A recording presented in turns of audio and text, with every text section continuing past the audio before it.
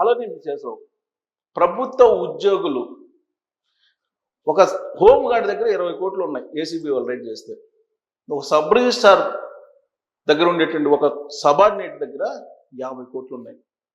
మరి ఇప్పుడు ఈ ఉద్యోగుల యొక్క అవినీతిని ఏమనాలి? అదేమంటే ఏమంటారంటే ఎవరో ఒకళ్ళిద్దరు పట్టుబడితే అందరు ఉద్యోగుల్ని మీరు అవినీతి పరులు కింద జమ కడుతున్నారు అని చెప్పి అంటున్నారు.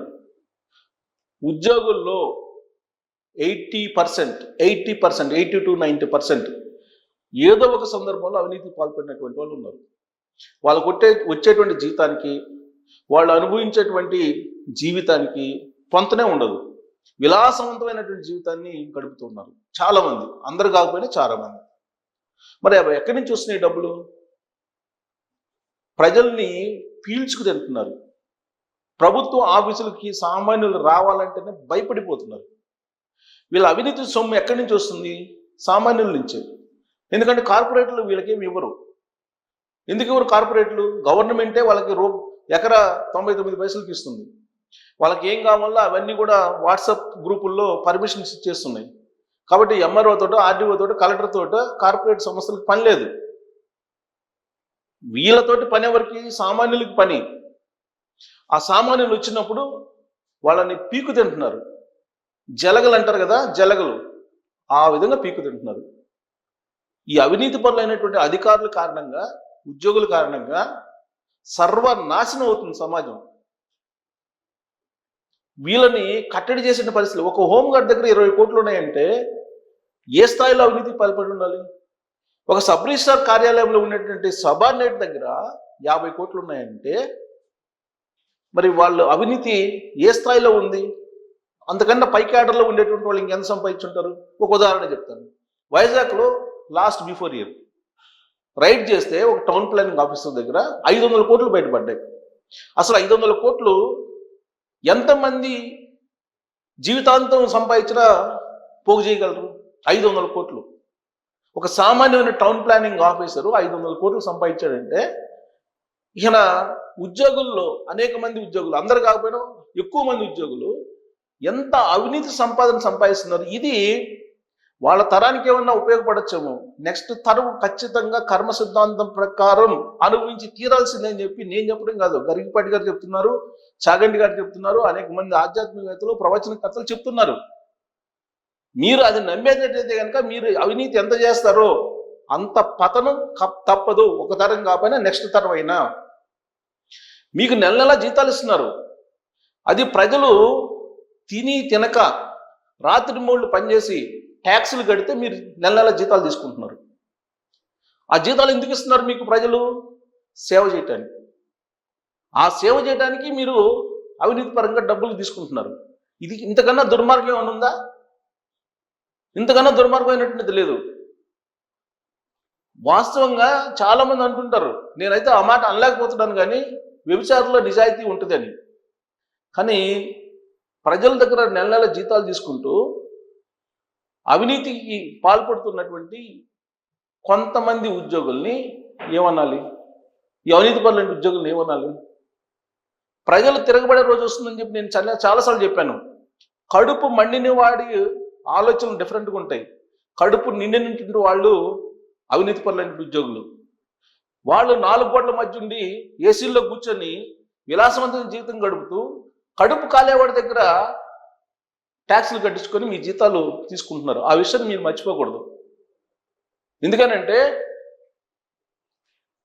సామాన్యమైనటువంటి కూలీ దగ్గర నుంచి పరోక్షమైనటువంటి పన్నులు కడుతున్నారు, ప్రత్యక్ష పన్నులు కట్టకపోయినప్పటికీ. ఈ విషయం తెలుసుకోవాలి. మీరు డబ్బులు పోగేసుకున్నాం, మనకేంట్లే లగ్జరీ లైఫ్ కలుపుదాం అని చెప్పి అనుకోవచ్చు మీరు. మీకు కాకపోతే మీ సంతానానికి, లేదా ఆ సంతానం ఇంకొక తరం అయినా ఖచ్చితంగా అది పడుతుందని చెప్పి ఆధ్యాత్మికతలు చెప్తున్నారు. 3 తరాలే మీరు ఎంత పోగు చేసినా 3 తరాలే ఉంటుందని చెప్పి ఆధ్యాత్మికతలు చెప్తున్నారు. మీరు పురాణాలు, శాస్త్రాలు వీటిని తిరిగేస్తే కనుక ఇది కనిపిస్తుందని చెప్పి ఆధ్యాత్మికతలు చెప్తున్నారు.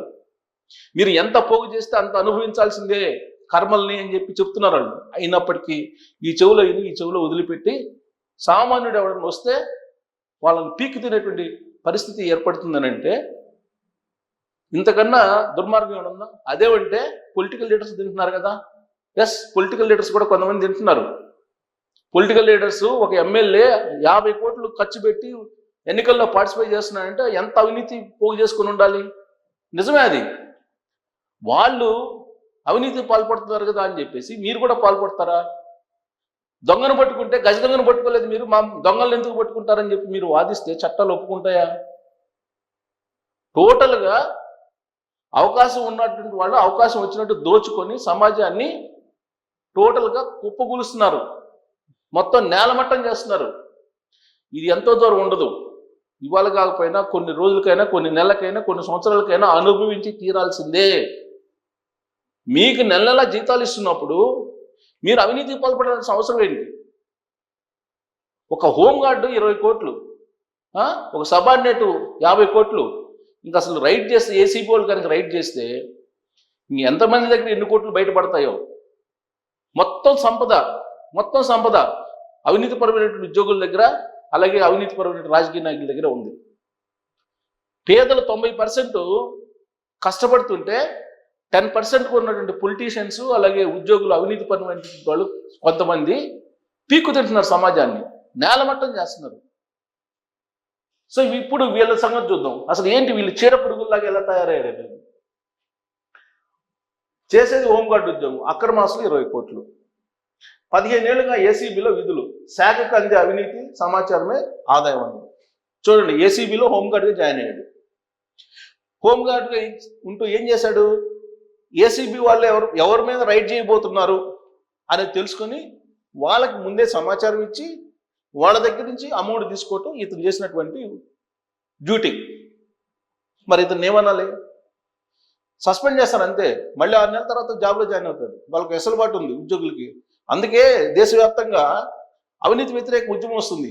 ఏదైతే ఉద్యోగులకు రక్షణ చట్టం ఉందో 311, దాన్ని రద్దు చేయాలని చెప్పి చాలామంది డిమాండ్ చేస్తున్నారు. ఇప్పుడు ఇంకా తెలుగు రాష్ట్రాలకు రాలాది ఆ ఉద్యమం. ఆల్రెడీ ఆ ఉద్యమం రావాలని చెప్పి రాహుల్ గాంధీ గారు కోరుకుంటున్నారు, ఇక్కడ కేటీఆర్ గారు కోరుకుంటున్నారు. జగన్మోహన్ రెడ్డి గారు కూడా క్లాస్ వార్ అన్నారు 2024 ఎన్నికలకు ముందు. ఎన్నికల్లో ప్రచారానికి మాత్రమే పరిమితమైంది అది. ఇప్పుడు మాట్లాడాలి ఆయన క్లాస్ వార్ గురించి. క్లాస్ వార్ అనేది 2024 ముందు మాట్లాడారు. క్లాస్ వార్ అనేది లేదు అని చెప్పి ఆయన్ని కింద కూర్చోబెట్టారు. ఈ క్లాస్ వార్ అనేది ఉంది, కాకపోతే దాన్ని లీడ్ చేసేది నిజాయితీ పనులు చేస్తే ఖచ్చితంగా క్లాస్ వార్ వస్తుంది. జగన్మోహన్ రెడ్డి గారి మీద కేసులు ఉన్నాయి కాబట్టి ఈ క్లాస్ వార్ ఆయన చెప్తే వెళ్ళా. కాబట్టి ఇక్కడ ఈయన చేసేది ఏంది? ఏసీబీలో ఉంటూ ఏసీబీ రైడ్ చేసేటువంటి వాళ్ళకి ముందే సమాచారం ఇచ్చి వాళ్ళ దగ్గర డబ్బులు తీసుకుంటున్నాడు. ఇక ఆఫీస్ సబార్డినేట్కు 50 కోట్ల ఆస్తులు. రేణిగుంట సబ్ రిజిస్టర్ కార్యాలయ ఉద్యోగి ఇళ్లలో ఏసీబీ సోదాలు చేస్తే 50 కోట్లు బయటపడ్డాయి. రేణిగుంట. ఇతను విజయనగరం జిల్లా.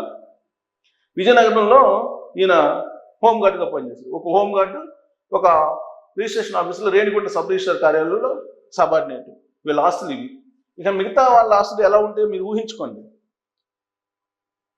దాదాపు 20 కోట్లకు అక్రమాస్తులు పోగు చేశాడు హోంగార్డు. 15 ఏళ్ళుగా ఆయన సాగిస్తున్న అక్రమాలు ఇటీవల బయటపడటంతో ఏసీబీ అధికారులు ఆయన నివాసాలపై ఏకకాలంలో దాడులు నిర్వహించి అక్రమాస్తుల విలువలు సేకరించారు. ఒక హోంగార్డు 20 సంవత్సరాల నుంచి అవినీతికి పాల్పడుతుంటే మన వ్యవస్థలు ఐడెంటిఫై చేయలేకపోయాయి. చూడండి, నెట్టి శ్రీనివాసరావు అతని పేరు. నెట్టి శ్రీనివాసరావు 2010లో విజయనగరం పోలీస్ శాఖలో హోంగార్డుగా చేశాడు. 2010లో చేశాడు. చేరి 2026 చూడండి, 16 సంవత్సరాల్లో ఒక హోంగార్డు 20,000 వస్తాయి మహా అయితే. 20 కోట్లు ఆస్తిపరుడు. అప్పటి నుంచి 2025 వరకు విజయనగరం ఏసీబీ కార్యాలయంలో పనిచేశాడు. ఈ క్రమంలో ఏసీబీ అధికారులకు అందే సమాచారం, లంచం తీసుకుని పట్టుబడే కేసులు, అక్రమాస్తుల వివరాలను తెలుసుకుని చేయబోయే దాడుల గురించి సంబంధిత అధికారులకు ముందే సమాచారం అందించాడు. దీనికి బదులుగా వారి నుంచి భారీగా నగదు, ఇళ్ల స్థలాలు రూపంలో తీసుకునేవాడు. నగదే కాదు, ఇళ్ల స్థలాల రూపంలో కూడా తీసుకునేవాడు. ఇటీవల సబ్ రిజిస్టర్ కార్యాలయంలో ఏసీబీ అధికారులు ఆకస్మిక తనిఖీలకు వెళ్తుండగానే కీలక సమాచారాన్ని ముందుగానే సంబంధిత అధికారుల సిబ్బందికి శ్రీనివాసరావు అందజేశాడు. దీంతో వారు అక్రమాస్తులు పట్టుబడకుండా జాగ్రత్త పడ్డారు. ఏసీబీ అధికారులకు అనుమానం వచ్చి శ్రీనివాసరావు కదలికలపై నిఘా పెట్టి ఏడాది క్రితం అతన్ని జిల్లా పోలీస్ కార్యాలయానికి పంపేసేశారు. అతను హోమ్ డిపార్ట్మెంట్కి పంపించేశారు. అప్పటి నుంచి శ్రీనివాసరావు గురించి ప్రత్యేక పూర్తి సమాచారం సేకరించారు. ఖరీదైన ఇళ్ల స్థలాలు, డాక్యుమెంట్లు. అక్కడ ఇతను శ్రీనివాసరావు ఉంటున్నట్టు విజయనగరం గోకపేట స్వగ్రామం గుర్ల మండలం నడుపూర్లో ఏసీబీ డిఎస్పీ రమ్య ఆధ్వర్యంలో గురువారం ఏకకాలంలో తనిఖీలు చేపట్టాయి. ఈ తనిఖీల్లో స్థిరాస్తులకు సంబంధించిన పలు కీలకమైన డాక్యుమెంట్లు, ఖరీదైన ఇళ్ల స్థలాల పత్రాలు, వ్యవసాయ భూమి, బంగారము, వెండి, నగదు ఇవన్నీ దొరికినాయి. బ్యాంకు బ్యాలెన్సు, కారు, ద్విచక్ర వాహనాలు వీటన్నిటి స్వాధీనం చేసుకున్నారు. ఇటు మొత్తం 20 కోట్లు ఉంటుందని చెప్పి ఎక్స్పెక్ట్ చేస్తున్నారు. ఇక ఇతని హిస్టరీ చూద్దాం. ఆఫీస్ సబార్డినేట్ ఇతను 50 కోట్ల ఆస్తులు. సబ్ రిజిస్ట్రార్ కార్యాలయ ఉద్యోగి ఇళ్లలో ఏసీబీ సోదాలు. అక్రమాస్తుల కేసులో ఇటీవల సస్పెన్షన్కు గురైన తిరుపతి జిల్లా రేణిగుంట సబ్ రిజిస్ట్రార్ కార్యాలయం ఉద్యోగి నల్లిపోగు తిరుమలేష్ ఇంట్లో ఏసీబీ అధికారులు సోదాలు నిర్వహించారు. గ్రేడ్ 3 ఆఫీసు సబార్డినేట్గా పనిచేస్తుంది. గ్రేడ్ 3 ఆఫీసర్కి సబార్డినేట్ ఇతను. తిరుమలేష్ ఆదాయానికి మించి ఆశలు కలిగి ఉన్నారన్న ఆరోపణలతో తిరుపతిలోని ఆయన ఇంటితో పాటు మరో 4 చోట్ల నెల్లూరు జిల్లా డీసీపల్లెలోని బంధువుల తనిఖీలు చేపట్టారు. ఈ తనిఖీల్లో 11 స్థిరాస్తులు, 1472 గ్రాముల బంగారం, 8.77 కిలోలు అంటే దాదాపు 9 కిలోల వెండి, 15 లక్షల రూపాయల డబ్బులు, విలువైన గృహోపకరణలు ఇవన్నీ కూడా పట్టుబడ్డారు. మొత్తం ఆస్తి 50 కోట్లు అని చెప్పి తెలిసారు. ఇది మన సమాజంలో ఉండేటువంటి చీడపురుగుల వ్యవహారం. మరి వీళ్ళని చీడపురుగులు అందామా, లేదంటే జలగలు అందామా, వైట్ ఎలిఫెంట్లు అందామా, లేదంటే వీళ్ళని ఏమనాలి? ఈ విధంగా అవినీతి పాల్పడుతుంటే ప్రజలు కాముగుంటం అనేది కరెక్ట్ కాదు. ప్రజలు తిరగబడాలి. ఏసీబీ నెంబర్స్ ఉన్నాయి, ఆ నెంబర్లో ఫోన్ కొట్టి మీరు కంప్లైంట్ చేయాలి. ఆల్రెడీ నేను ఇంతకుముందు వీడియోలో ఏసీబీ టోల్ ఫ్రీ నెంబర్ కూడా ఇచ్చాను. ప్రజలు వెంటబడి వీళ్ళు కనుక నిలదీయకపోతే వీళ్ళ దగ్గర ఎంత డబ్బు ఉందంటే వీళ్ళ పై అధికారులు అవినీతి పడినటువంటి వాళ్ళ దగ్గర ఎంత ఉండాలి? నేను ఒక ఉదాహరణ చెప్తా. హైదరాబాద్లో ఒక ఐఏఎస్ ఉన్నాడు, రిటైర్ అయినా. ఆంధ్రప్రదేశ్లో కీలకమైన పోస్టులో రిటైర్ అయి ఉన్నాడు. 100 కోట్లు పెట్టి ఇల్లు కట్టించాడు హైదరాబాద్లో. 100 కోట్లు. ఆయన ఇంటికి పోతే స్వర్గంలోకి ప్రవేశించినట్టు ఫీలింగ్ కలిగేలాగా నిర్మించాడు. అక్కడ పని మనుషుల్ని చేత్తోటి క్లీన్ చేయమంటాడు. అంటే క్లాత్ తోటి కానీ బట్టలు తోటి జనరల్గా చేస్తారు కదా, లేదంటే క్లీనింగ్ చేసే పరికరాలు ఉంటాయి వాటితో చేస్తారు. వాటితో చేసే ఒప్పుకోడు ఆయన, చేత్తోటి చేయాలి. అంత యుగోతోటి 100 కోట్లు పెట్టి ఇల్లు కట్టి ఆయన దాదాపు 350 ఎకరాలు అసైన్ ల్యాండ్ కల్లాంటి చేసినటువంటి ఐఏఎస్ అది ఆయన. మరి ఇలాంటి వాళ్ళు ఎంతమంది ఉంటారు? మీరు ఎక్స్పెక్ట్ చేయండి. మరి ఉద్యోగులు కరెక్ట్గా లేకపోతే, ప్రజలు తిరగబడకపోతే మొత్తం రాష్ట్రాన్ని, దేశాన్ని మొత్తాన్ని లేపేస్తారు. మరి ఇలాంటి పరిస్థితి నుంచి బయటపడాలంటే ఏం చేయాలనే దాని మీద మీరు కామెంట్ చేయొచ్చు. Thank you.